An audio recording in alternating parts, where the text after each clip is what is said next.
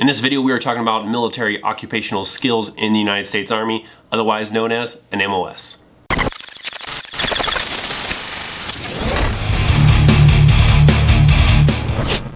What's up, friends? I am U.S. Army veteran Christopher Chaos, and in this video I'm going to be talking about MOSs, or military occupational skills, for the U.S. Army. Now, some of you out there may have seen stuff like in comments from my videos or other veterans or active duty military guys where someone may be asking them, what is your MOS, or what was your MOS? Or maybe you're just hearing it maybe out in public where someone is talking to a veteran or an active duty Army guy and asking them about their MOS. So the MOS is a designator that is assigned to that soldier to represent whatever it is that they do in the Army, what their job is, what their occupation is in the US Army. Now for this video, I'm mainly just going to break down enlisted soldier MOSs because that's kind of where the bulk is at, unless we're talking about aviation. Because aviation has a bunch for warrant officers, and then there are some other fields that have a lot of officer MOSs and not a lot of enlisted, but as a whole, majority of the MOS designators are mainly enlisted. So first things first, when a soldier joins the Army, usually they decide what they want to do in the Army with a recruiter. Now based on their ASVAB score and some physicals and other stuff, then that's where they're able to decide what MOS they qualify for and what they would like to do in the Army. They then sign a contract, and then sooner or later they're off to basic training. After a soldier completes basic training, then they start the process of learning how to do that skill in the US Army. This school is commonly known as AIT, or Advanced Individual Training. So soldiers will do basic training in one location and then often go somewhere else for AIT, but that's not always the case. For example, an infantry soldier, they may do their basic training in Fort Benning and then stay in Fort Benning to continue doing their infantry training. Now for other skills, they may do their basic training at one location, take off to another, and then depending on what their skill is, will determine how long they're going to be doing their AIT for. As an example, in 1999, I went to basic training in Fort Benning, Georgia. After I was done with my 8 weeks of basic training, I went to Fort Leonard Wood, Missouri for 5 weeks for 88 mic training, which is transportation. So that is how a soldier does their training to do their military occupational skill. Now let's talk about the actual MOS itself. So that way maybe you have a better understanding of when someone says that they are an 88 mic or we're an 11 Bravo or whatever the case might be, maybe you have a little bit better understanding of what that means. So now there are two parts to that MOS designator. One being a number, which that number represents the branch or the field of expertise that soldier works in. The next piece is a letter, and that letter designator kind of breaks it down a little bit more to say what exactly they do in that branch or expertise. So there are over 100 MOSs. I cannot break down every single one, so we're going to grab a handful of them, but we are going to go through basically almost every category. There are some really special categories that may only have one MOS, or they may only really be for officers, so be aware that I am not going to break down in this video every single branch and every single MOS. Now it's probably also important to note that some of these MOS designators do change, and in fact there may even be some in this video that I may talk about that may have already changed and I'm just not aware of it.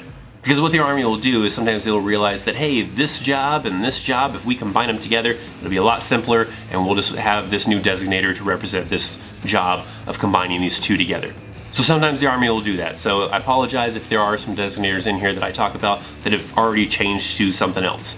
So next we're going to go through some of the MOSs in the different branches, just so you have a general idea of what number represents what branch and a few of the MOSs that are involved with it. I cannot go through every single one, so I'm just going to pick and choose a handful here and there out of each branch and talk maybe just really briefly about it to tell you what it is. So first up, let's get into the 11th series, which is the Infantry Branch. One of them that you may already be familiar with, which is an 11 Bravo, and that is an infantryman. Also inside the 11th series is an 11 Charlie, which is a mortarman, and then there are a couple other ones that are more kind of involved with senior leaders and officers. Let's move on to the 12 series, which are the engineers. We have a 12 Bravo, which is a combat engineer. We have a 12 Kilo, which is a plumber, and no, that doesn't mean they run around unclogging toilets and stuff. Usually they're laying like pipes for water to be able to get to people, maybe setting up portable showers or something usually along those lines. They're not like your plumber like you would think of in a civilian world. You also have a 12 Mike, which is a firefighter, and a 12 Yankee, which is a geospatial engineer. Let's move on to the 13 series, which is the field artillery branch. You have a 13 Foxtrot, which is a fire support specialist. You have a 13 Bravo, which is a cannon crewman, and a 13 Juliet, which is a fire control specialist. Let's move on to the 14 series, which is an air defense artillery branch. You have a 14 Echo, which is a Patriot fire control operator. You have a 14 Hotel, which is an air defense warning system operator. You have a 14 Sierra, which is an Avenger crew member, and no, we're not talking about Marvel's Avengers here.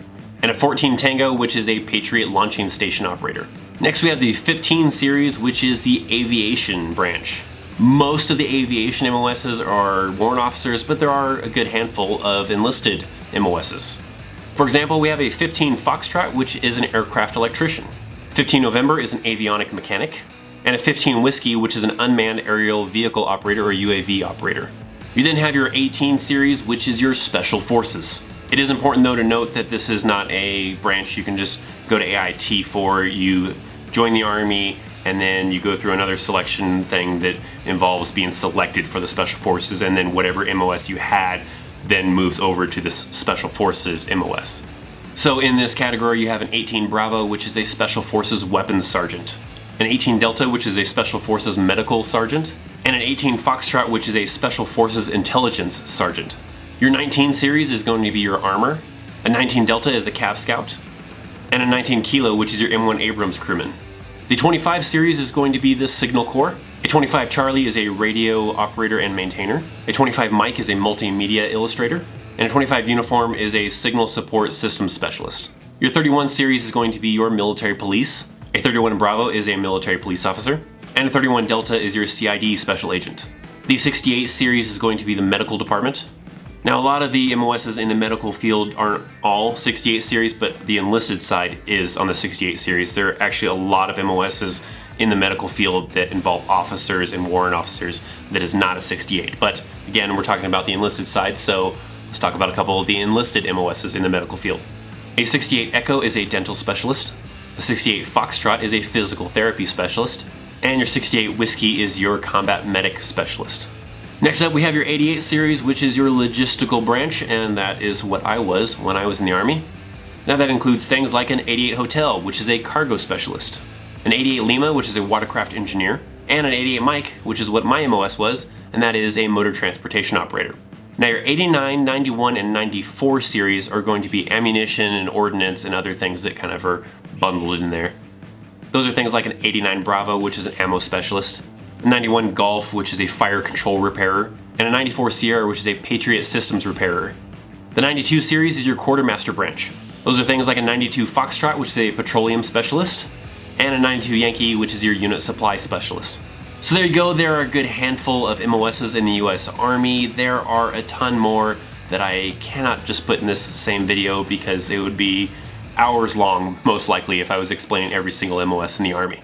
Now later I might do a video that breaks down just one branch in one video, and if that's something you'd be interested in, make sure to leave me some comments down below, and maybe I'll create that here in the future. If you are currently in the US Army or a US Army veteran, leave your MOS down in the comments down below. Also, if you're about to go in the Army, let me know what MOS you're interested in.